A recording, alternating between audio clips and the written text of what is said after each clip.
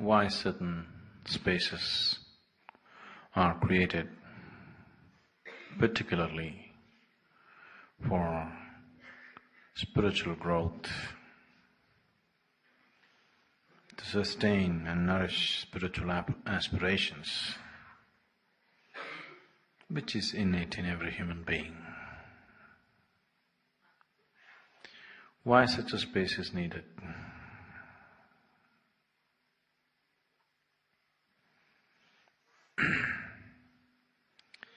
Because once we create a place where 100, 200, 1,000 people have to live together,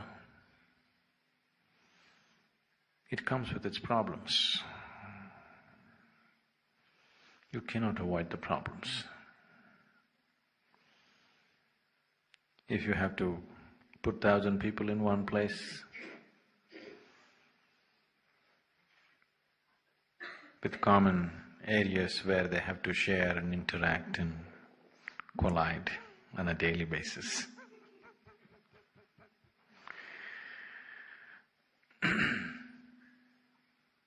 There are bound to be problems.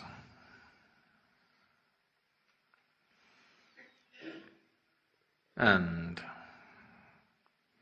these problems that come because of a lot of human beings living in one particular space are very essential for one's growth.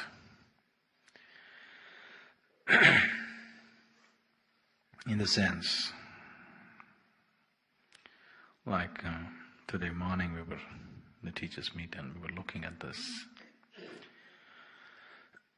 A couple of generations ago, everywhere, but especially in this culture, people lived in large families.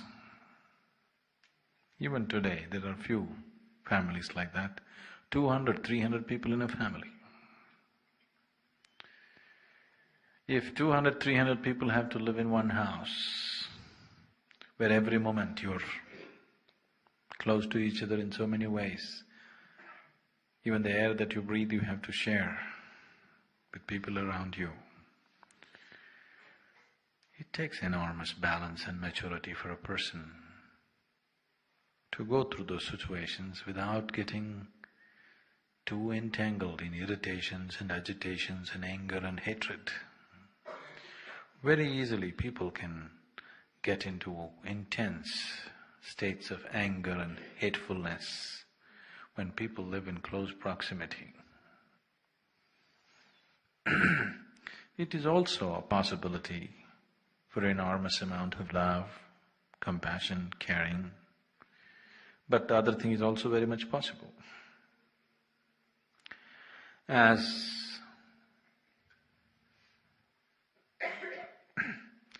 I don't want to blame everything on education, but to a large extent, because the way the modern education is being imparted, slowly living with people is becoming more and more difficult. So initially family meant mother, father, grandmother, husband, wife, children, uncle, aunt, their children, their children, their children, their children, a huge group of people. Then slowly as we became more and more capable of being irritable, more and more unacceptable within ourselves, more and more individualistic, then we thought family means me, my parents, husband, wife, child. Then slowly we thought family means,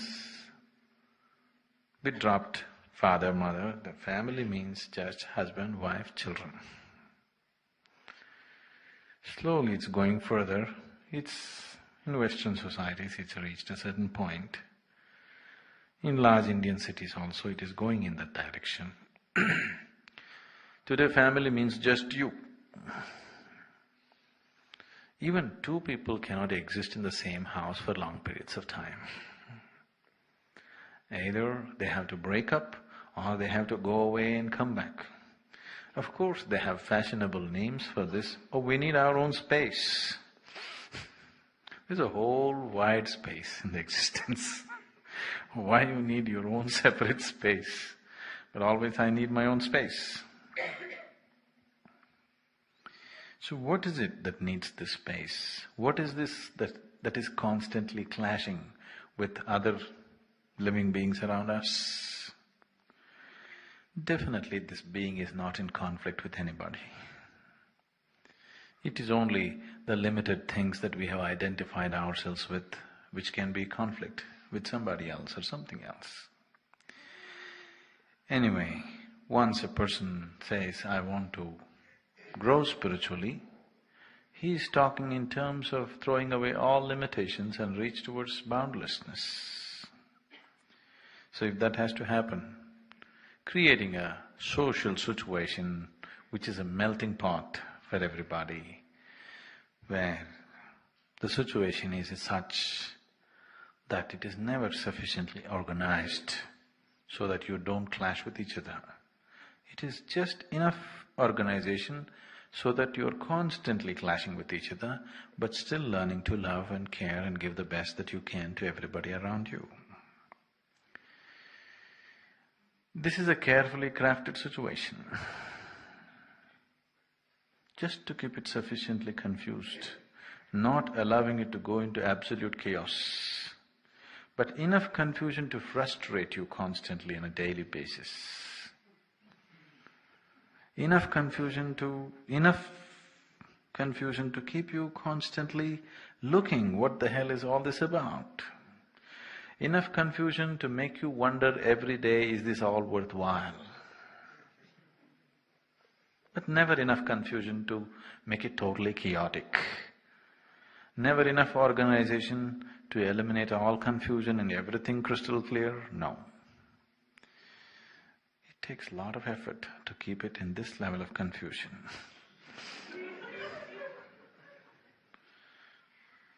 And if this is taken away, if people become too settled into their situations, if it becomes too organized, there will be no spiritual quest in you.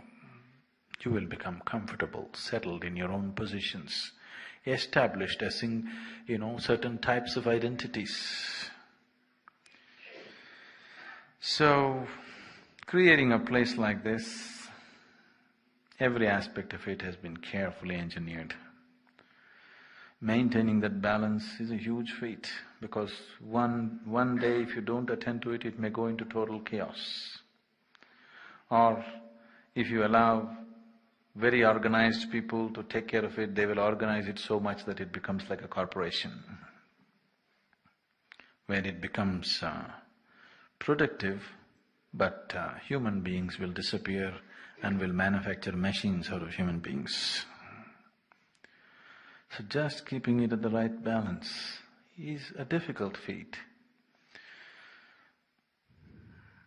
I hope always in future also, people who live here and manage this place will manage it with necessary dose of confusion, necessary dose of disorganization, at the same time never allowing it to collapse.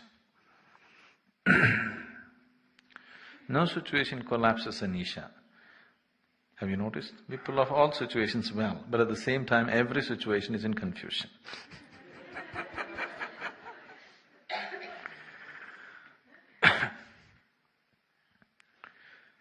Now,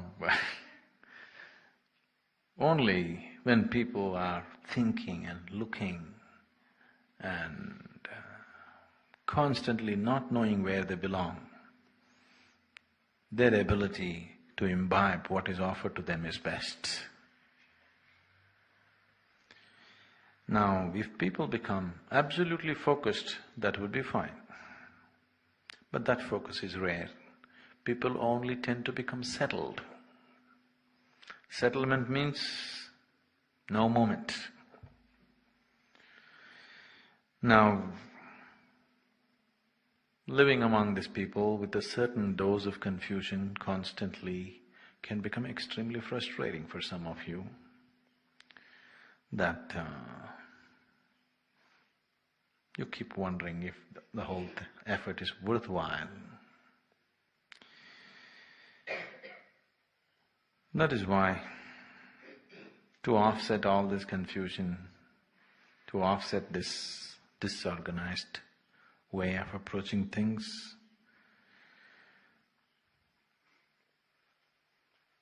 people who come from outside experience Isha as a very well-organized setup, but people who live within always experience it as total disorganization.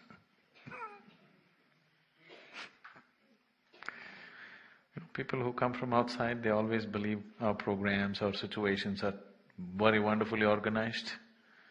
But people who live here always believe everything is absolutely disorganized.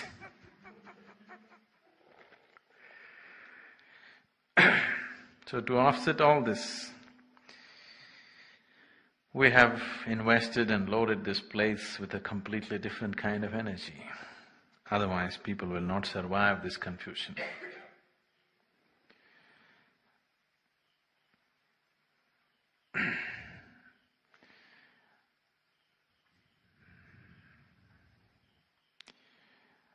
When I say loading this place with a certain energy,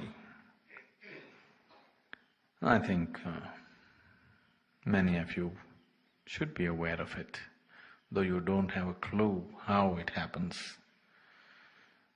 Right now, if you want to experiment, you just stand 20 feet outside the fence, sit and meditate.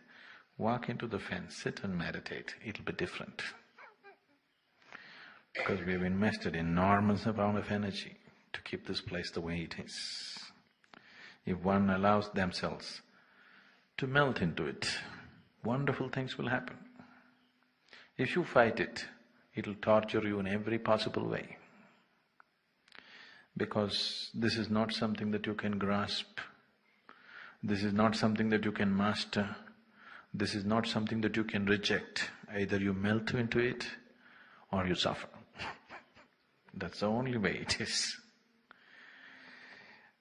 Because the whole spiritual process means just that you're willing to melt away your individuality to experience the universality.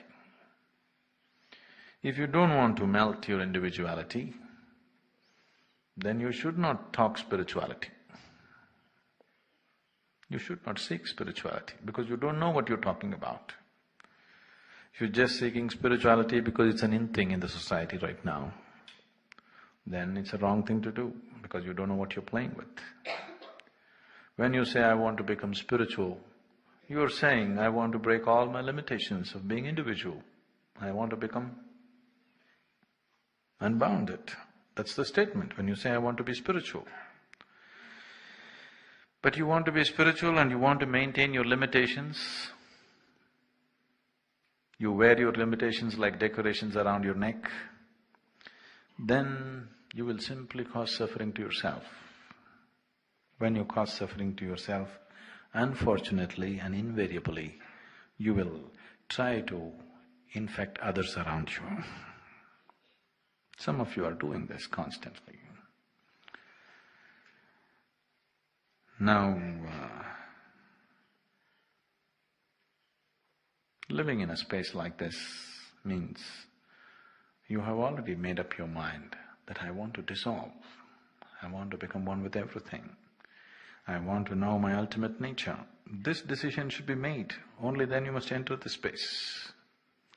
If this decision is not made, now there are many of you who made this decision on one level. On another level, now when you get entangled with your limitations, when you're at rest, oh, I don't know any spirituality, I don't care for spirituality, I'm here because, I love Sadhguru, that's why I'm here. I don't care for spirituality. Now,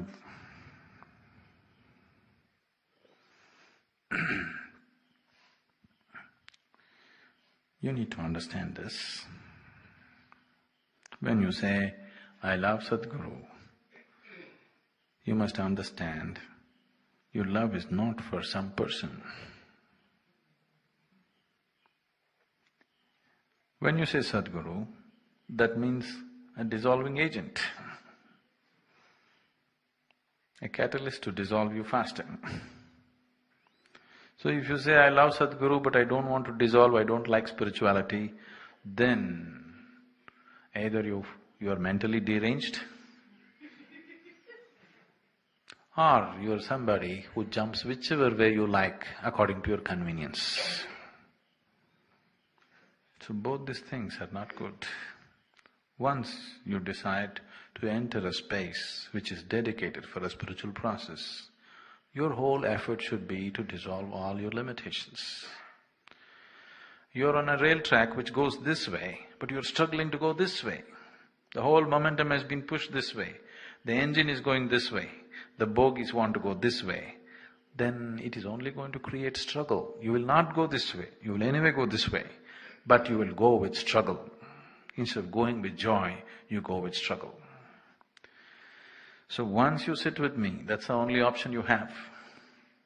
Whether you like it or you don't like it, I am only taking you this way, towards your dissolution. Either you walk through it joyfully, or you suffer and cry, we'll drag you and take you. But we won't let you go this way. So, the space has been created with a certain understanding, above all with an enormous investment of energy. The kind of thing that cannot be taken away by people, the kind of thing that will last for a very, very long time. Especially now, this generation of people who are here, they must do these things with utmost joy and gloriousness because there are certain advantages right now which will not be there later. The energy will be still there, the guidance will be still there, but there are certain advantages now that will not be there later. At least nobody will tell you jokes. Whether you cry or laugh, it'll be yours in future.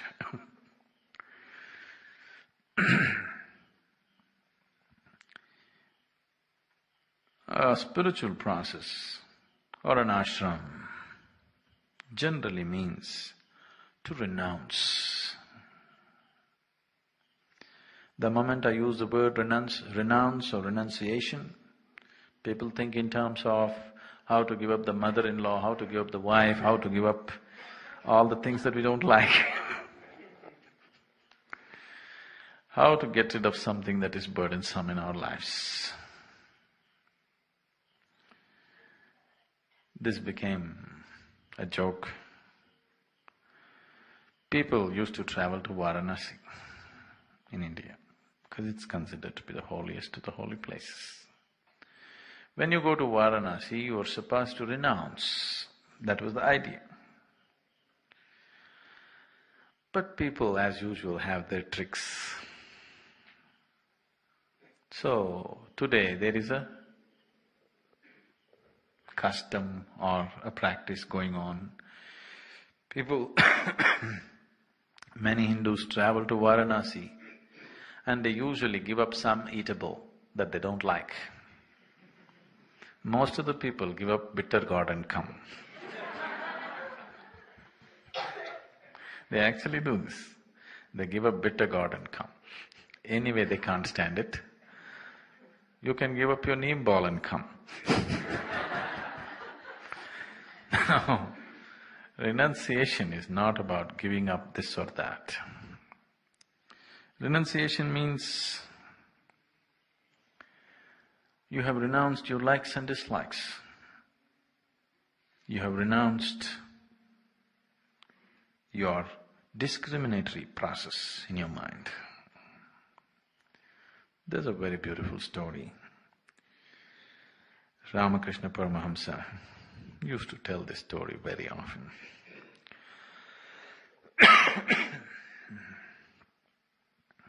As I was saying, it has been an age-old custom in this country When people attain to a certain age, they renounce everything and go away.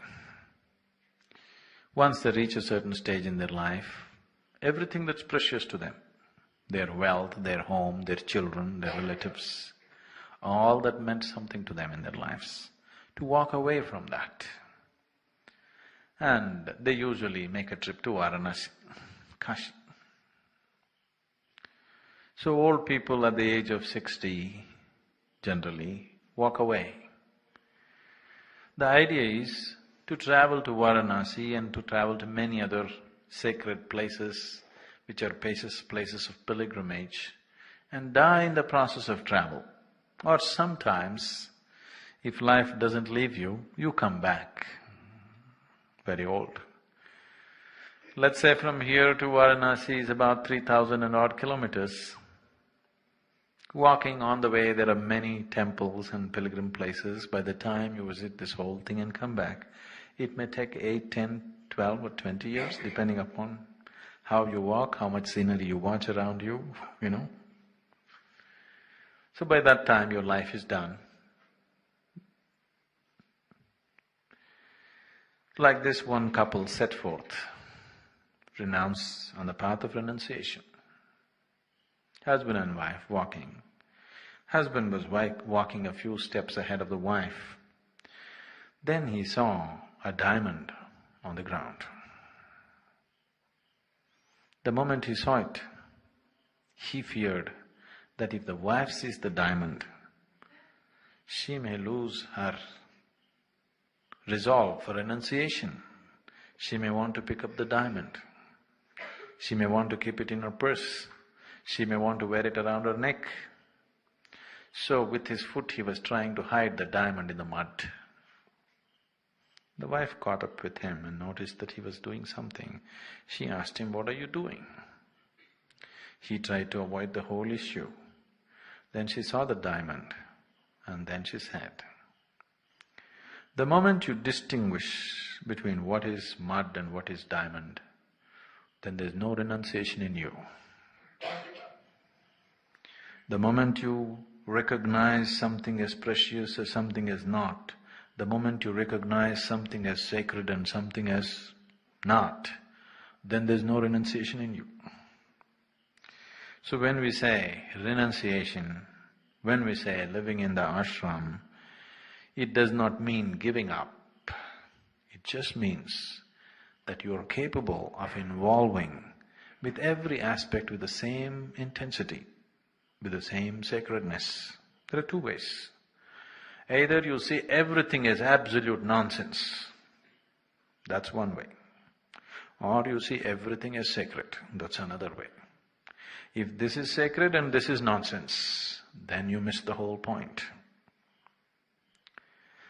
If you want to live seeing everything as absolute nonsense, everything and everybody, you see them as total nonsense, then you cannot live among people, you must just live alone. That's one way. Or you see everything and everybody as sacred, then this is another way, but now you can live among people. Either you're involved with everything totally without discrimination, or you are not involved with anything at all, including your body and your mind. That's another way. Both will work wonderfully.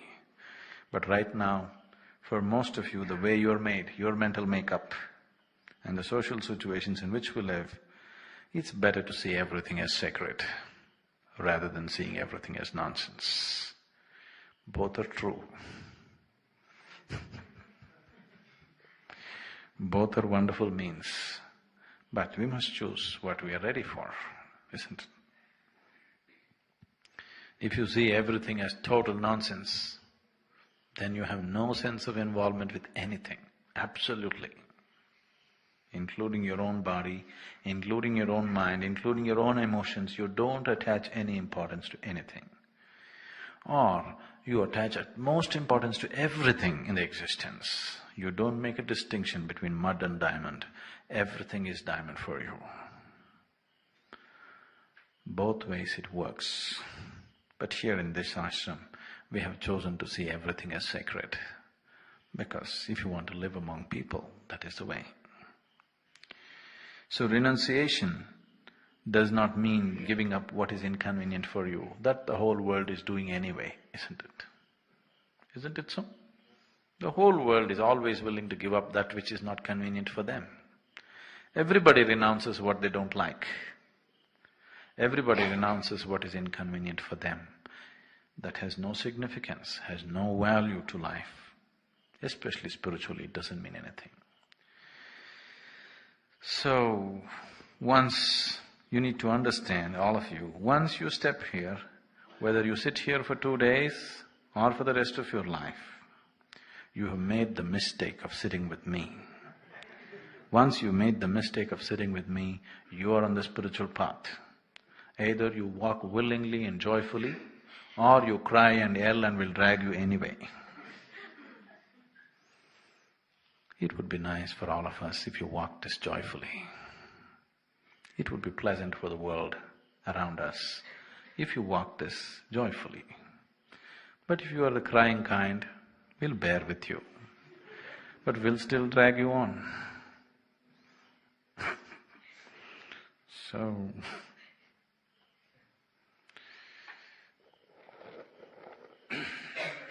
any questions?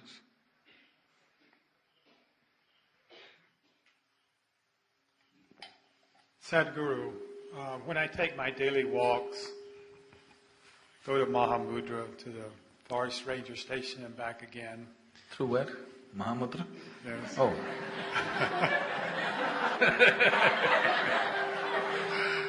I never thought that was a walking place. As soon as I step outside the ashram, there's a very distinct and strong energy shift that I feel. And I wonder what's going to happen when I go back to the States. Could you talk about the difference in this energy shift and why it's so? I know that you've said before that construction workers that come here to work benefit from this place, even stray dogs. And I wanted to know… I didn't mean you, okay. That's really… And I wondered if you could elaborate on that. Okay.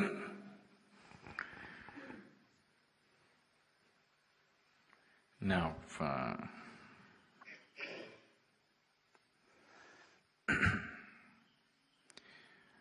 the energy space that is created here, you can take it with you even if you go to Mars. Why States? But you cannot take it to Mahamudra.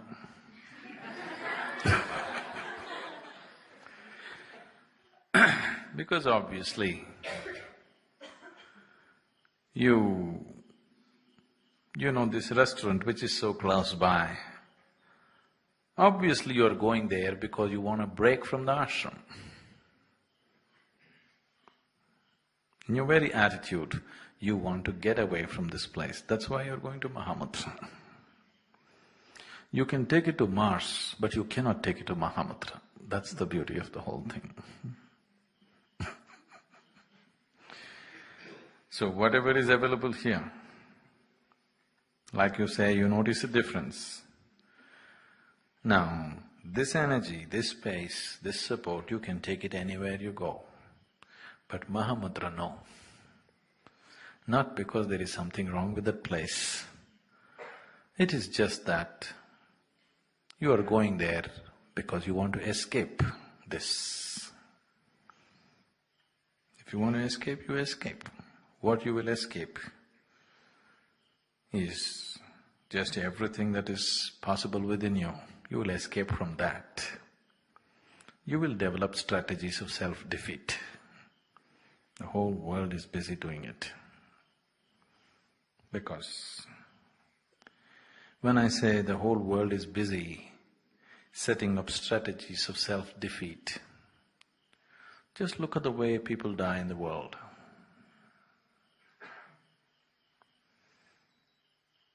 If you are in close quarters with people who die, you will see 90% of the people or even more, Y90 even more, will die the last moment, out of fear, out of total cluelessness, out of total non-control over their own systems.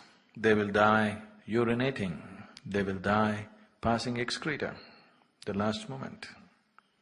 It is not just physical, these things. These things have a lot to do with how established you are within yourself. What you have done to yourself with the process of life. Have you been self-destructive or have you made something out of this? This is… the moment of death is a clear statement. Your whole life you may pretend, but moment of death you cannot pretend. Who you are, death makes a clear statement out of you. So, you want to wait till then and find out, it's up to you. But if you have any sense, you should do something with yourself now, not setting up strategies against yourself. If you try to avoid that which is a means to your ultimate well-being, definitely you're a self-destructive person, isn't it? If you try to avoid it, even if you try to take a break from that which is for your ultimate well-being, then you're self-destructive in some way. Now you want to eat a different kind of food, that's different. You want to breathe fresher air, that's different. You want to get some exercise, that's different. But you want to escape the situation, that's very different. So that's why I said, this space, this energy, you can take it anywhere you go, but only Mahamudra. You can't take it when you're trying to escape it.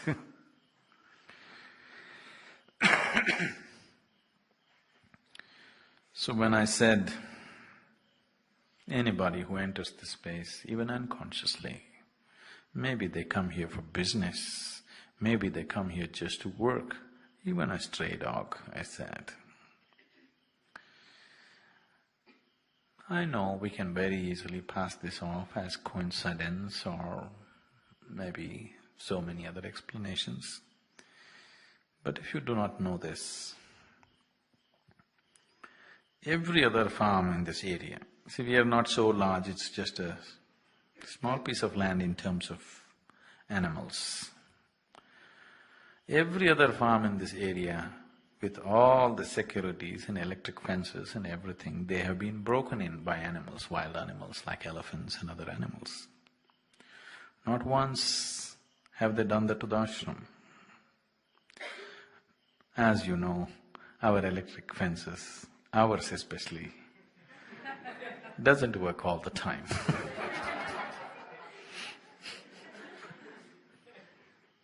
Our maintenance department is doing its best, but it doesn't work most of the time. But not once, in 14 years' time, not once. 12 years? Okay, whatever. Not once have they come. Even if they came through the gate, went out of the gate.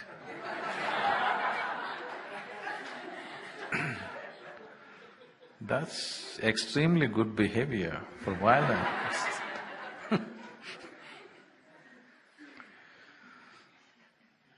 I'm not saying they have all become meditative. No. But in some way they're influenced. Or maybe they don't like our food, so maybe they're going to Mahamudra.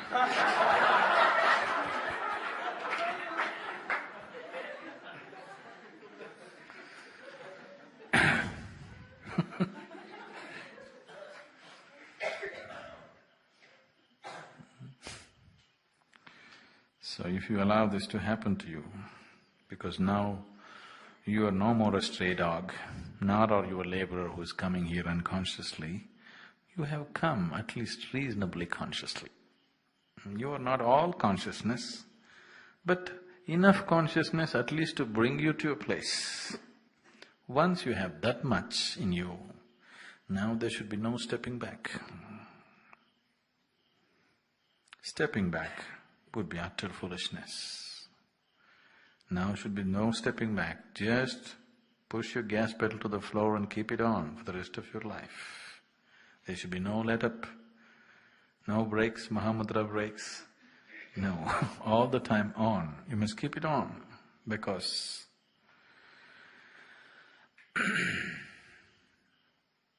what many beings take lifetimes of sadhana to get to, we're trying to create a situation where it should happen to you in this life.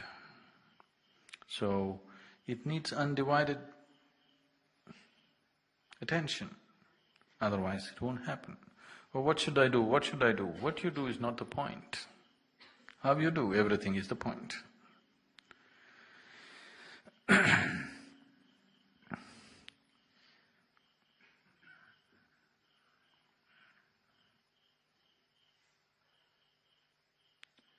If you start looking at, as I earlier mentioned, I'm sorry.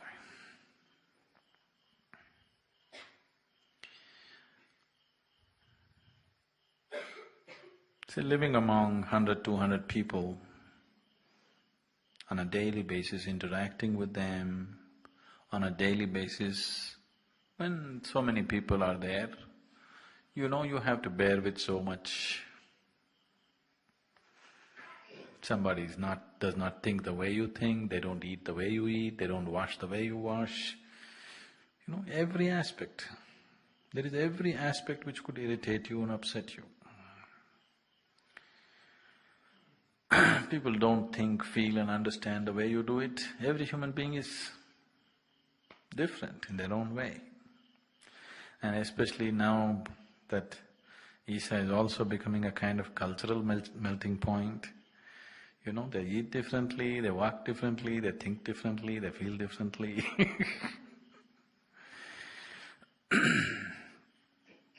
If you give in to this, then living together with such a large group of people will lead to insanity. If you just give in to this process of liking and disliking what people are doing and not doing, then surely it'll push you towards insanity. Only if you have a little deeper establishment within you, if you know something little deeper than your own mind, you know something little deeper than your own emotions, your own likes and dislikes, you're not 100% free from it, that's okay, but you know a little bit of that. If you don't have that, then this will drive you to distraction. If you have that, every day you go through the whole struggle but it doesn't take a toll on you, that's a good situation. That you are not oblivious to the struggles around you, you go through all the struggles, but still it leaves you untouched. This is good for your growth. If you're oblivious of the struggles around you, that's not good for you. Then you are like a stray dog. A stray dog doesn't know the sufferings that are happening around him. You're aware, you're involved in these struggles, but still you go untouched. It's good. Or if you become a struggle yourself, then again you're lost. So to be involved with everybody's suffering, everybody's nonsense, everybody's limitations, and still to go through it untouched. To have sufficient involvement and caring and everything, but still to go untouched. This is a very good training ground to establish your spirituality. To be spiritual means to know something which is beyond the physical. To know something which is beyond this mind and this body. So, whether you know something beyond your mind and body or not, here every day people are testing you out. If you do not know anything beyond your body and mind, then you will become immense suffering in this place. If you know a little bit of something beyond this body and mind, then you see, you go through everything, it's okay. We will never let it collapse, we will never make it totally chaotic, just a right spice of confusion. Because when you're confused, you're looking, you're more alert. When you're settled, that's gone in you. You may feel more comfortable. You may have a false sense of establishment. See, people are trying to achieve this sense of establishment by creating securities around themselves normally. Make a family, secure job, secure life situations, secure social situations.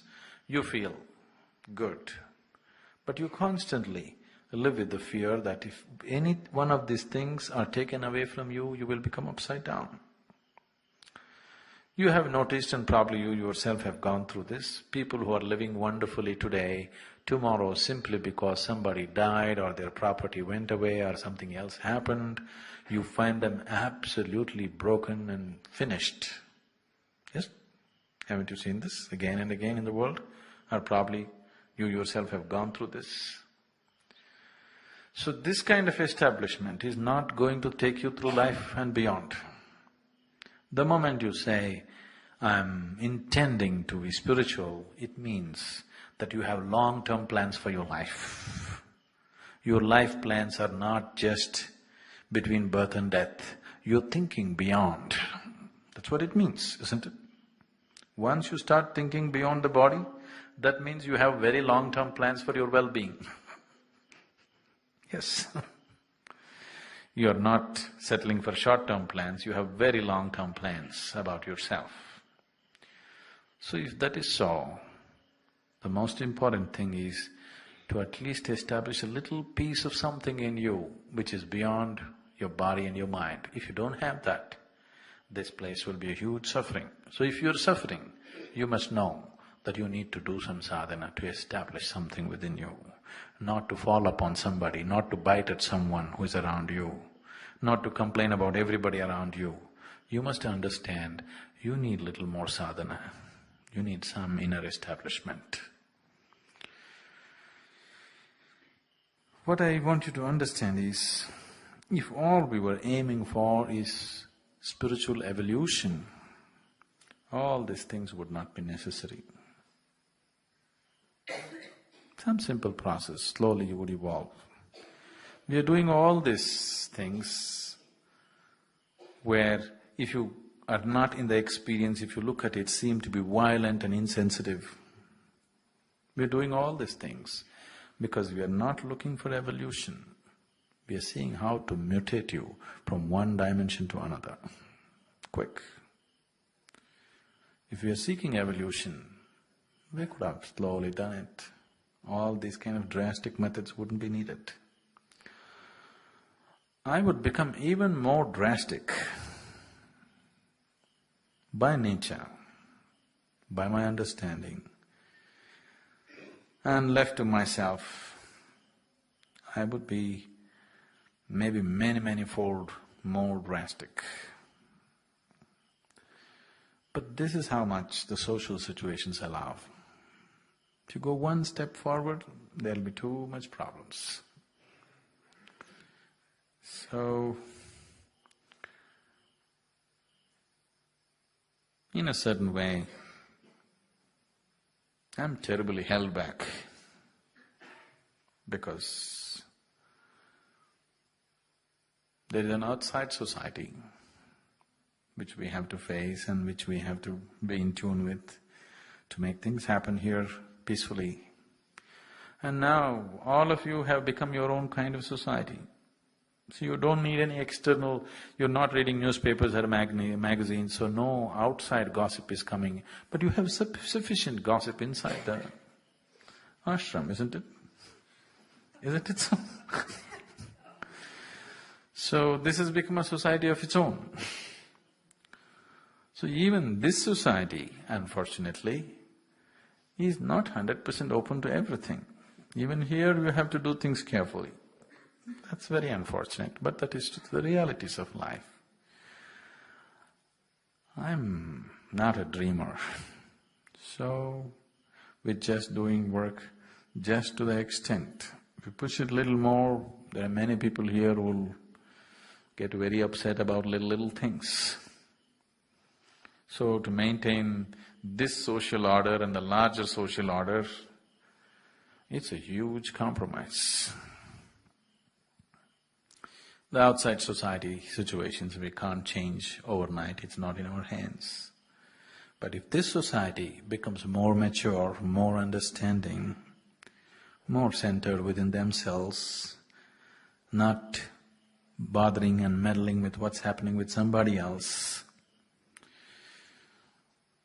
I could become a little more drastic, become a little more forceful, make growth a little more compulsory. Even now it's compulsory, but I could make your growth so much more compulsory that you cannot escape it, if you allow me a little more freedom as to what I can do here and what I cannot do here. Don't bring all the limitations of social living that exists in the outside society into this situation. Here at least, let people be the way they want to be. We don't, we don't deviate from for what purpose ashram is set for, established for.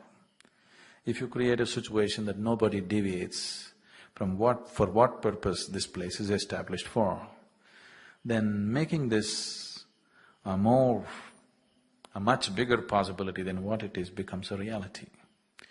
But when people keep deviating from the basic purpose for which the ashram is established, using the situations for their own purposes, then the whole possibility comes down. But I know when 100 human beings live in one place, all these problems exist. I'm not averse to it. I'm not afraid of it, nor do I want to run away from it. But if we lower that, we can make the possibilities little more compulsive, little more compulsory to grow. So now that you're in ashram, no simple nidra, yoga nidra.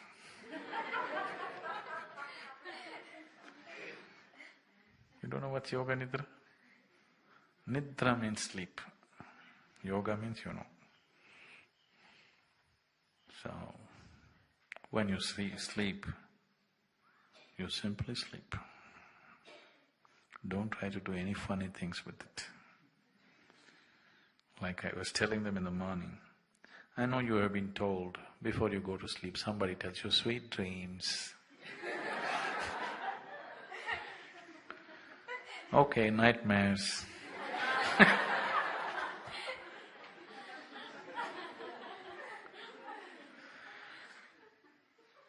So whether you today want to witness a romantic movie or a horror movie,